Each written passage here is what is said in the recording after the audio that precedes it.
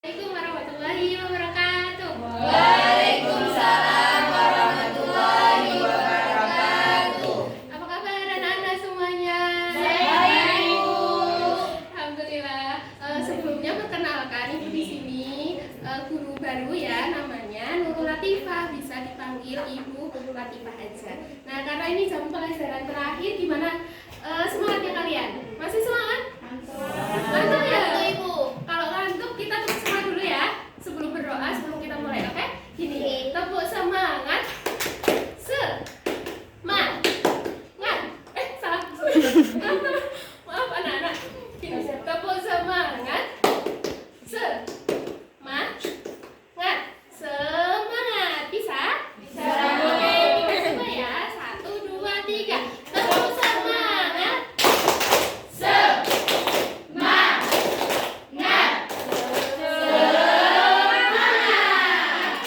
Udah semangat? Belum. Lanjut ya. Oh iya, di sini ada yang nggak masuk? Oke. Ada yang cabut juga, Bu. Izin ya tadi. Oke, jadi pelajaran terakhir ini kita bakal bahas tentang kurikulum PKN. Walaupun kalian masih SD, kalian juga harus tahu kurikulumnya dulu. Biar nanti kalau misalnya pelajaran PKN seterusnya kalian nggak bingung gimana. Kurikulum itu apa sih? Kita mau belajar apa aja? Nah, yang pertama itu ada pengertian kurikulum, terus ada sejarah tentang kurikulum, komponen dalam kurikulum PKN, sama ruang lingkup kurikulum PKN. Jadi kita cuma belajar 4 komponen ini. Oke, ini bisa diperhatikan ya. Yang pertama itu pengertian kurikulum. Ada yang tahu nggak kurikulum itu apa? Belum ya. Nah, jadi kurikulum itu kalau kita secara singkatnya, kurikulum itu sesuatu yang direncanakan. Misal kita belajar di sini itu pasti kita punya rencana mau belajar kemana ini. Misalnya matematika, kita nggak mungkin matematika langsung belajar ini ukurannya berapa ya, nggak mungkin. Tapi kita ada step-step yang dinamakan kurikulum. Nah, di situ ada namanya apa tadi? Step. Contohnya misal dari kita gambar persegi, ini persegi ini persegi, terus habis itu rumus luas persegi apa gitu-gitu, sampai nanti kita bisa menghitung luas ruangan ini. Nah, itu step-step yang bisa kita namakan dengan kurikulum. Tapi nggak cuma itu, kurikulum itu juga di dalamnya ada 4 kaitan.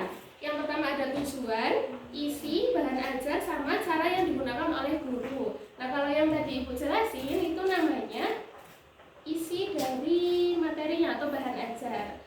Terus kalau kurikulum menurut UU nomor 20 tahun 2003 merupakan seperangkat rencana atau sebuah pengaturan berkaitan dengan tujuan, isi, bahan ajar, dan cara yang digunakan sebagai pedoman dalam penyelenggaraan kegiatan pembelajaran untuk mencapai sebuah tujuan pendidikan nasional. Kita lanjut ke 2, yaitu sejarah. Nah, sejarah ini, kurikulum PKN ini ada sejarahnya dari tahun 1957 sampai sekarang ini. Nah, tadi kalian pasti udah belajar dinamika kurikulum itu yang ada rencana siapa mestinya? rencana itu. Nah, kalau di sini kita belajar sejarahnya.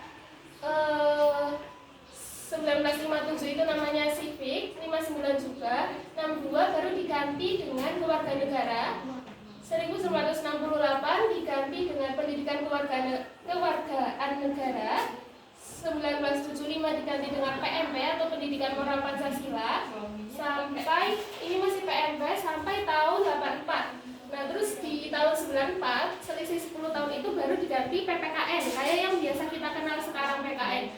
Nah, 99 ini P4 yang ada di 78 dihapus, terus reformasi dirubah dengan PKN. Tahun 2013 kembali lagi PPKN. Nah, sekarang kita di kurikulum merdeka menjadi pendidikan Pancasila. Terus yang berikutnya ada komponen dalam kurikulum.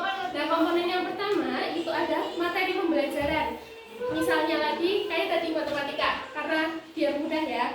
Materi pembelajarannya materinya apa nih? Tentang bangun ruang, bangun data, dan lain sebagainya.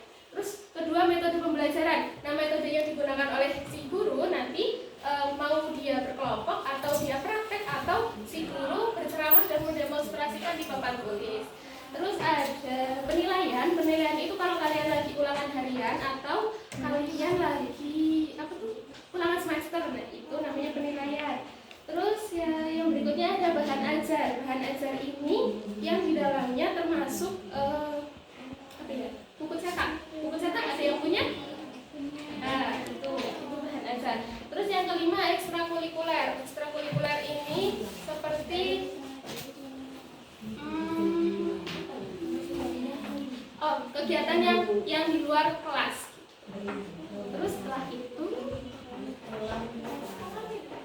ada ruang lingkup PPKN. Ada 8 ruang lingkup PPKN. Yang pertama adalah Persatuan dan Kesatuan Bangsa, norma hukum dan peraturan, hak asasi manusia, kebutuhan warga negara, konstitusi negara, kekuasaan dan politik, Pancasila, dan terakhir globalisasi. Oke, kita selesai ya. Nah, materinya semangat kan mau pulang? Semangat. Semangat. Ada pertanyaan nggak? Kalau nggak ada pertanyaan, Ibu kasih kesimpulan dikit ya. Apa yang telah kita pelajari pada siang hari ini, yaitu pembelajaran PKN ini tak terlepas dari seluruh aspek kehidupan, karena semua kehidupan kita itu ada kaitannya sama PKN, kaitannya sama hak dan kewajiban kita. Nah, oleh karena itu maka kurikulum sangat dibutuhkan demi terlaksananya pembelajaran yang ideal. Sebelum mencapai kurikulum saat ini, banyak sekali proses yang dilalui untuk mencapai kurikulum PKN seperti ini. Seperti yang tadi Ibu sudah jelaskan. Nah, sama halnya dengan kurikulum, pada umumnya kurikulum PKN memiliki 5 komponen, yaitu materi, metode, penilaian, bahan ajar, dan kegiatan ekstrakurikuler.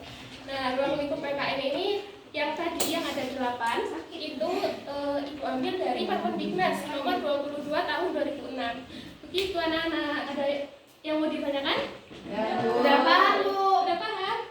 Oke, alhamdulillah. Sekian dari Ibu, kurang lebihnya mohon maaf. Mari